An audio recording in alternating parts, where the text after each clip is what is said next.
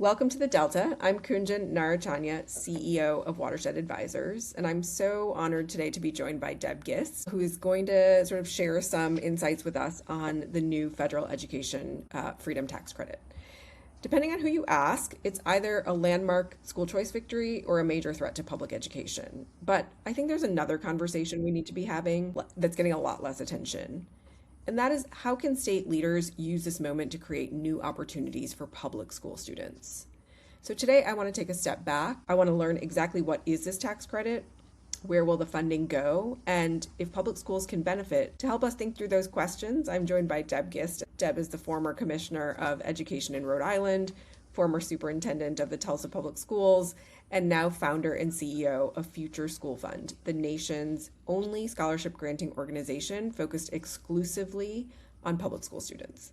She spent her career leading public school systems and now is helping build a new way to expand opportunities for kids in public schools. So I'm thrilled to be here with her and excited to hear her perspective. I'm thrilled to be with you. It's my favorite topic. So we're seeing headlines, Deb, on both the right and the left about the education freedom tax credit. Much of the conversation is framing this as a school choice initiative, but there's also a lot of confusion about what the program actually is and what it isn't. Yeah. So can we just start with the basics? For people hearing about this for the first time, what is the education freedom tax credit? Well, I think one way to think about the federal scholarship tax credits is as like an incentive for charitable giving. So instead of sending up to $1,700 in federal taxes to Washington, eligible taxpayers can kind of redirect that money by making a contribution to a scholarship granting organization, which is a nonprofit organization. But it's not a charitable deduction like we're used to. It's a dollar for dollar tax credit. So in the end, they are net neutral. So it's like private charitable giving that's encouraged and supported through the federal tax code.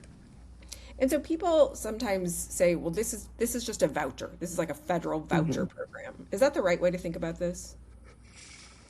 Well, I mean, that was my first thought too when I saw that the legislation passed last summer. But no, I don't believe this is a voucher. So a voucher is generally like government funding that's appropriated by a legislature that follows a student, typically to fund a scholarship for their private school tuition.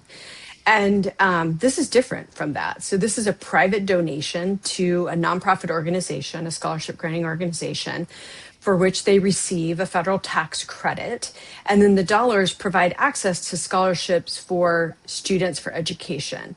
So the specifics of what it pays for depend on the scholarship granting organization that they're sending it to.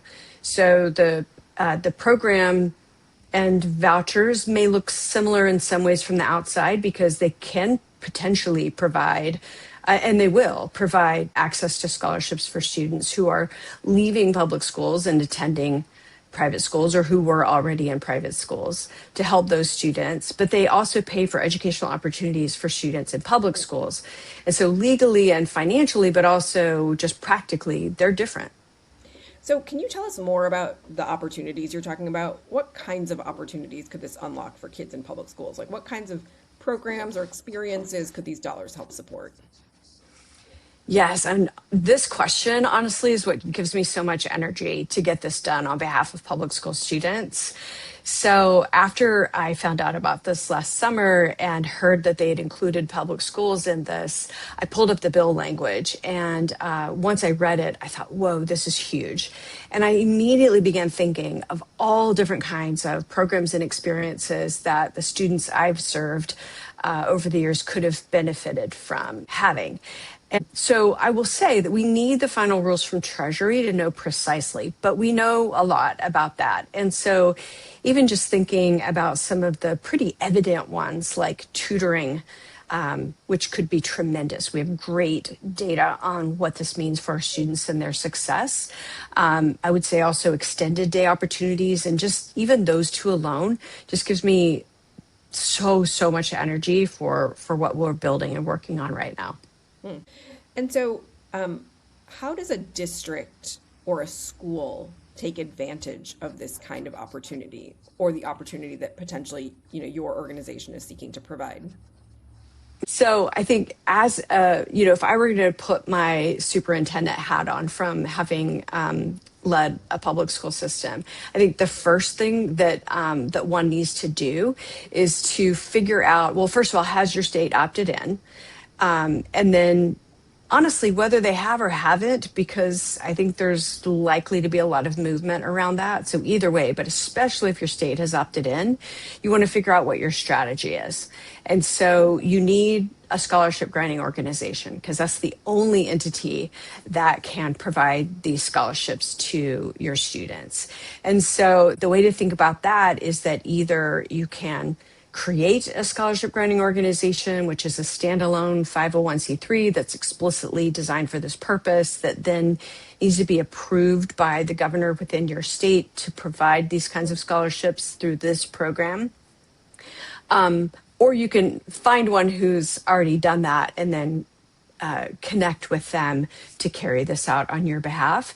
And then the other thing that you would want to do, which is the fun part, is just to start dreaming about what are the things that you know that your students need and deserve to really fully thrive, and then carve those out and cost them out to figure out what they would cost for a scholarship, and then work with the scholarship granting organization that you've identified to carry out the program.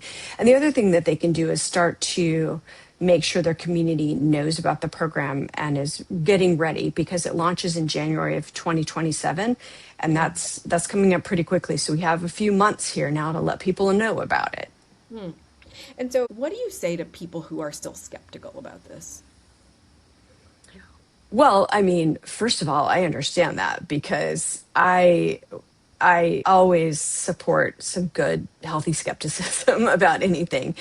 And I appreciate the reticence that people might have for this program, because I'm not one who pretends like there isn't the potential downside for public school systems.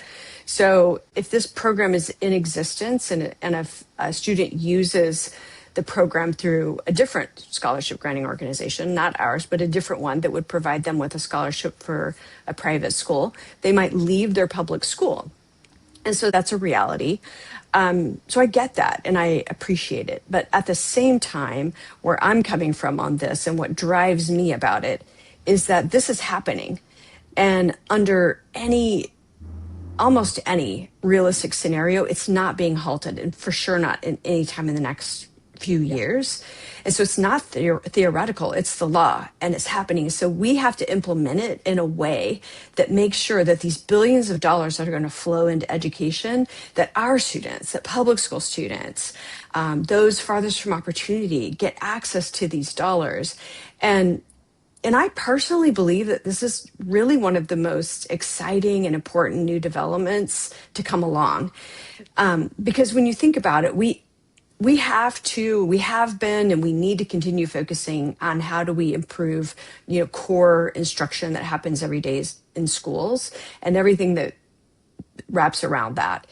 At the same time, there are additional supports for students that families with means can offer their children that other families really struggle to offer, and too many just cannot provide, no matter how much they want to. And teachers know this, and school system leaders know this. Our children just need extra help at times, and they need educational and engaging experience out of school.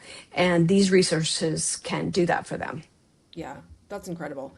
My last question is just for anybody who's out here listening.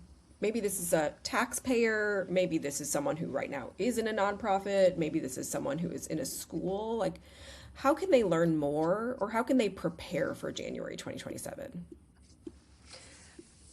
Well, I mean, there's lots of information out there. I think depending on which of those hats they're wearing, there's typically a support organization. So, for superintendents, AASA has done a great job. State entities have done a great job of providing information. So look to those, places where that maybe they're a member of a certain association or something along those lines, or just do some searches, because there are tons of their webinars, there are webinar series. But honestly, people are busy. And so, I don't expect someone to have to spend a whole bunch of time going down that rabbit hole. Hopefully, they'll see even this webinar, Kunjan, and they'll say, okay, this sort of makes sense. What's happening in my state? Find out what's happening. And then again, this is moving. Billions of dollars are going to flow. Let's make sure our kids benefit. And frankly, if they work with an organization like Future School Fund, they can put that agreement in place, and then they're pretty close to being done in terms of making sure that their community will be able to participate effectively. That's amazing. Deb, I cannot thank you enough for making time to join us today and for sharing both your work, your passion, and your insights on this. I could not be more excited that you are doing this for kids in our country, and I'm just so honored that you would take time to talk with us. For those watching, you can find this and all our video episodes on YouTube, LinkedIn, and your favorite podcast platforms by searching The Delta. Thanks so much, everyone.